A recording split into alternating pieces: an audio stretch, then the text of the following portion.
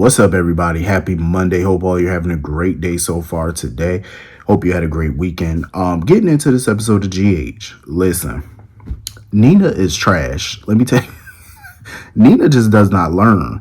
Like, homegirl never learns her lesson.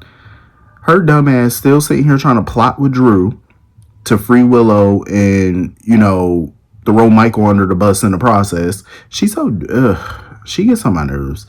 Like, she really do. She really do. This is the same man who treated her like just straight yesterday's garbage, called her a bitch in court, and you still sitting over here plotting with him? Just dumb. Just dumb. Nina deserves egg on her face every single time, because every time you turn around, she constantly gets herself into more shenanigans, more foolishness, and stay looking stupid every single time. Just, God, Lord, good. I'm just at a loss for words for her. Just when you think she's smart, she does dumb shit. And this new plan of hers, I'm like, yeah, this is not gonna work. This new plan of hers, to me, it just sounds very stupid. So her plan is she wants Michael to be seen in public with Jacinda and the kids, because she feels like, oh, Michael wouldn't risk his reputation, so he'll send Jacinda away for them. It's dumb. The man has been seen in public with her multiple times, and he plans on having dinner with her at the Metro Court Gardens in public. Everybody, I'm pretty sure, is going to know she's a sex worker. Like, come on now. Duh. Like, Nina, come up with a better plan, because this plan is so stupid. Like, her calling Michael there or whatever, because she want to catch him in public with Jacinda and the kids. Use that as leverage. So of course she want to have a meeting with the kids, and the fact that she's using her grandkids to do this is sickening. Very sickening, because that's exactly what she's doing. Calling him there to see the grandkids. You calling him there to be messy. That's why you want to see the grandkids, because you want this plan to go off flawlessly. But Michael put her in her place, though, as far as like her visit with the kids. He was like, listen, you got limitations on what you could say to them regarding Willow. He said, you step over that line, you're not seeing them again. I like how stern Michael is with her, because she need to learn a lesson, even though she'll never learn it. But I'm glad that Michael doesn't take any shit from her. He ain't no pushover. Drew, of course, wants to sit here and threaten Jacinda, talking about, oh, when Michael go down, you going down too. Drew, hobble your little punk ass on somewhere. I wish somebody would have just kicked that cane. I really wish somebody would have just took that cane and beat him with it. Somebody really needs to do something about Drew. Like, this man goes lower and lower and lower. Just when you keep thinking he can't get any lower, he goes that much lower. Because Ned was trying to find out where the boxes were that Tracy had at Lulu House. He was trying to get them sent back to the mansion. Apparently, the company lost the boxes. The boxes got rerouted or whatever the case may be. They don't know where they are. Come to find out, Drew punk ass took the boxes and had them sent to his house. I said, this bastard. I ain't mad at Ned for going off on him, because that is theft. First of all, those boxes don't belong to you. None of the stuff in those boxes are his. And he's just doing this to be a spiteful ass. And, Ned was threatening to sue him and whatnot. And so Ned started, breathing funny, looking funny. He started grabbing a chair, literally gripping the chair. I said, Ned, what the hell wrong with you? So it looked like he was having a heart attack. And Drew, his punk ass gonna stand there and laugh, thinking that Ned was joking. Like, Ned is pretending. You put on a good act. You're acting just like Edward did. That's what drives me crazy whenever he brings up Edward or Alan or something that they did from the past, when, bitch, you were not there. I really wish Drew would stop bringing up Alan or Edward or, just anybody from the past when he's not connected to it. I'm glad that Ned went in on his ass and let him know, you're not connected to anybody. You don't have any memories with none of these people, which he does not. And I feel like that's what he's mad about. I feel like it's a lot of jealousy on Drew's part. I feel like he's very upset because one, he's not seen as a part of that family. Two, he has no memories with any of the core people in that family. And he's just majorly jealous about that. For somebody who hates that family as much as he claims to hate them, he wants everything. He wants everything that they have. Honestly, I can't wait for the family to find out about this argument between Ned and Drew and to find out that he took those heirlooms. I hope Tracy give him pure hell. I hope so. That family need to do something about that smug bastard. They really do. They need to handle him once and for all. He need to be dealt with. Hopefully Ned gonna be okay. Because them heart attacks ain't no joke. Like, I hope he pulled through. I don't think this show would be crazy enough to kill off no Ned. I don't think so. You never know. One may never know, but no. And since Olivia like to hoot and holler at everybody, hopefully she do all that hoot and hollering at Drew. So anyway, moving on from that, I am glad that Gio and Ned got a chance to sit down and talk and bond with each other. And come to find out, Tracy is taking a trip to France or whatever to celebrate getting the mansion and all that type of stuff. Good for Tracy. She need a little vacay. You know what I'm saying? Like, I don't know if she's gonna leave in time, but hopefully, she didn't leave just yet. Because when she find out about Ned, she probably gonna have to hop back on the plane and bring her ass right on back if she hasn't left already. But yeah, I'm just glad that they got to bond and stuff. And Gio seemed like he was really happy about that. That he gets to bond with Ned and get to know him better. I know it's gonna crush him when he find out that Ned had a heart attack, but then again, he might be the one to find Ned on the ground, and get him some help. Speaking of Gio, this fool sitting here in all black, like this man is ready for this little heist. Like him and Emma still talking about getting this key fob or whatever from Dalton, and they're still waiting to hear back from Charlotte and Rocco. These kids, I'm glad they all getting a storyline though. But this is a dangerous mission that they're on right now. I hope they know what they're doing because I feel like they're in way over their head. As smart as Emma is, I'm like, she don't know everything that's at play. You know what I'm saying? She don't know all the details. She thinks it's just one thing, and it's not.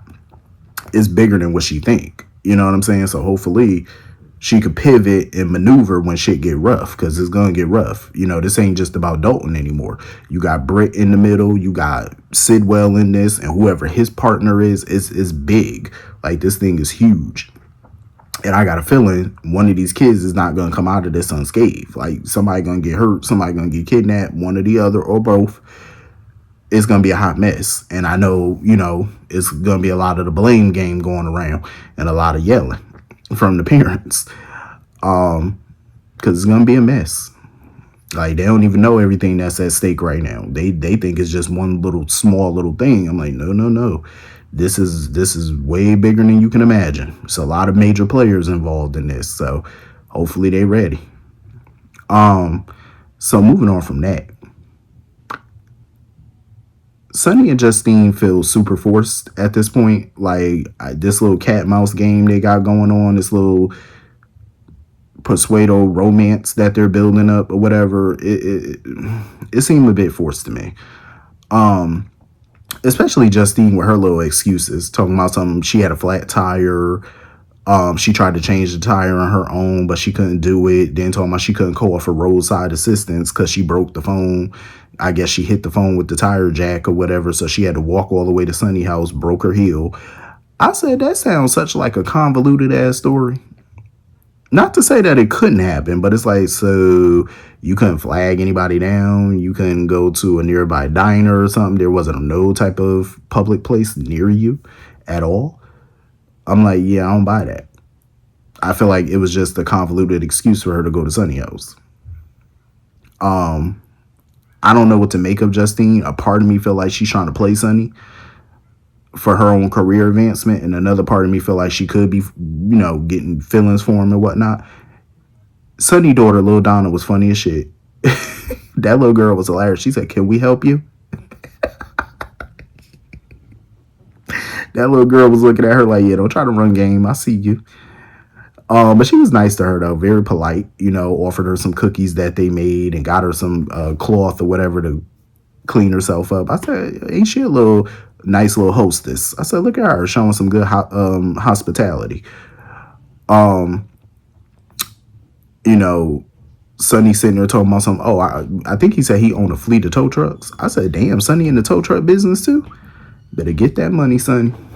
I'm just saying, that man got his hand in every business. I can't even be mad at Sonny. That man be making money hand over fist. And now he's sitting over there trying to wipe a little grease off of her face. I said, Sonny think he's smooth. He still got it though. I mean, he playing with fire, fucking with the ADA like that though. You know what I'm saying? Having her all up in his home.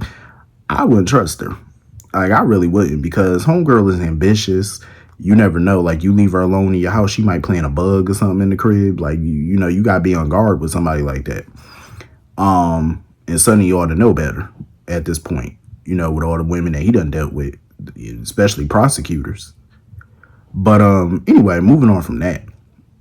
Michael is not feeling that conversation that him and Sonny had about the whole Drew shooting. Like, he's not feeling it, because Michael is trying to, you know, keep Willow away from them damn kids. Like, he cool with Willow going down. Sonny feels like they need to shut this down. You know, they need to present another suspect so that way the cops will shut this investigation down. And Willow, if she gets acquitted, she get acquitted. Michael will be free. They'll both be free. Michael not cool with that. Like, Michael is not here for it. Michael is like, listen, I'm not a fan of none of this bullshit. I don't blame Michael. You know, Sonny not trying to tell him the other potential suspect or whatever. I was pissed at Sonny for even suggesting that. Like, Willow get acquitted. We don't know if she didn't shoot that man. She could have really shot that man. She could have had a psychotic episode and really just shot him. And maybe she suppressed that memory. We don't know. So I don't blame Michael for not wanting Willow around the kids. He can't trust her, especially with her crazy ass decision making. So Sonny suggesting that, oh, well, she get acquitted and you go free. Michael didn't shoot him. I don't believe for a second Michael shot him. I don't believe that. Nobody believes it, and there's no evidence to suggest it. So anyway, moving on from that, Chase is pissing me off.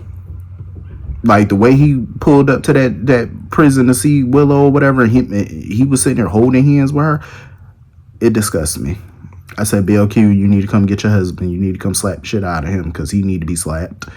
Because that just straight up pissed me off, the way he was just holding her hand and stuff. I said, nah, we're not doing that. Like, we're not doing that.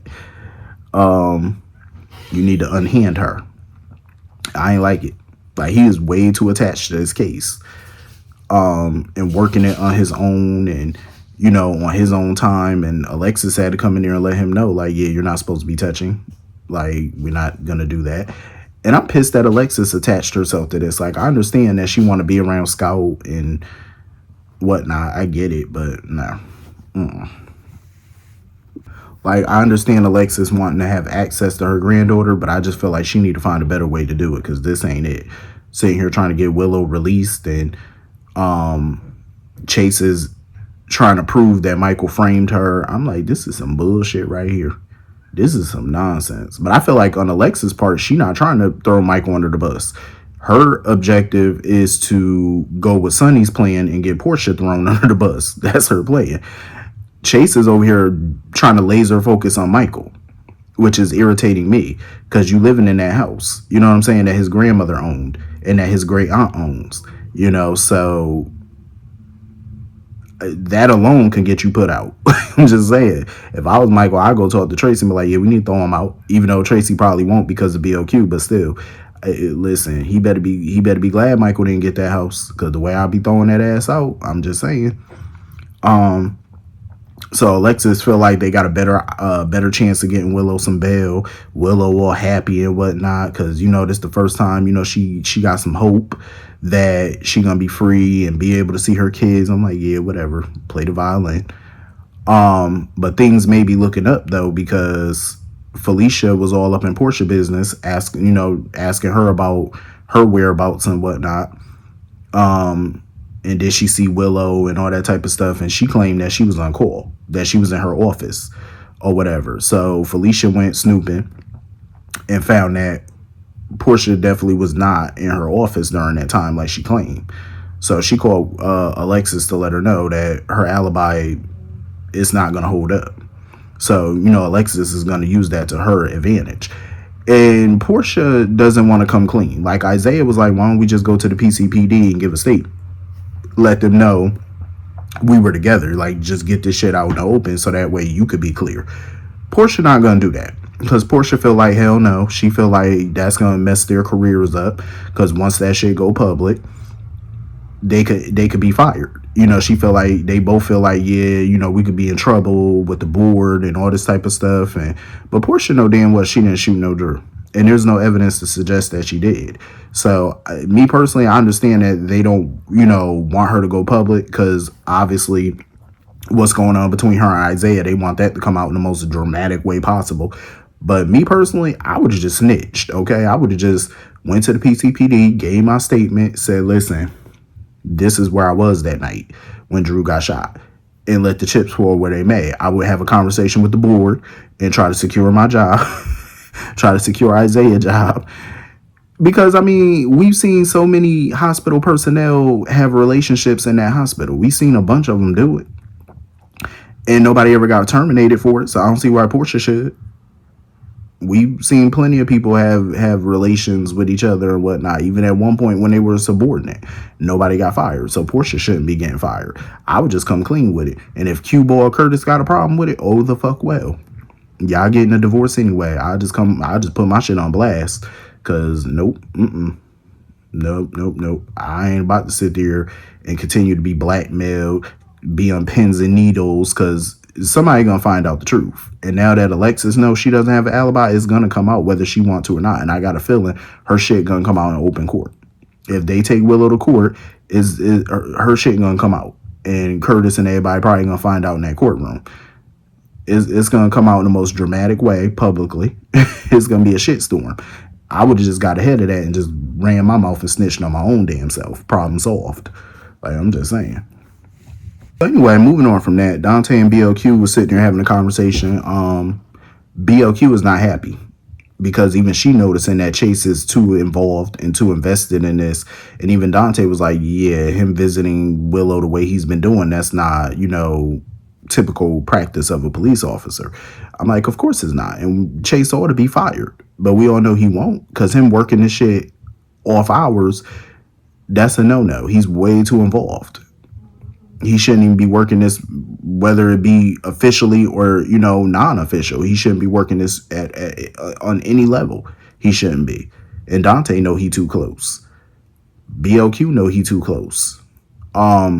What irritated me was the fact that BLQ and Dante trying to sit there and talk about, oh, well, we both know Michael.